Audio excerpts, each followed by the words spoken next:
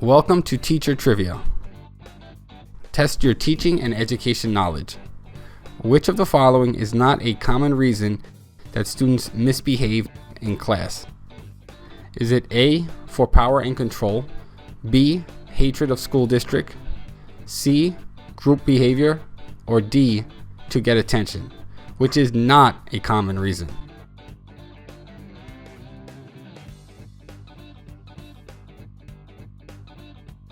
The answer is hatred of school district, which is not a common reason for student misbehavior. Although some students may hate their school in general, there are bigger reasons that students misbehave for their teachers, including trying to get attention, to exert their power, or simply because they are following the behavior of their classmates. If this answer is correct, nicely done. If you would like to learn more about why students misbehave in the classroom, check out the video in the top right-hand corner. Check out the description for resources as well.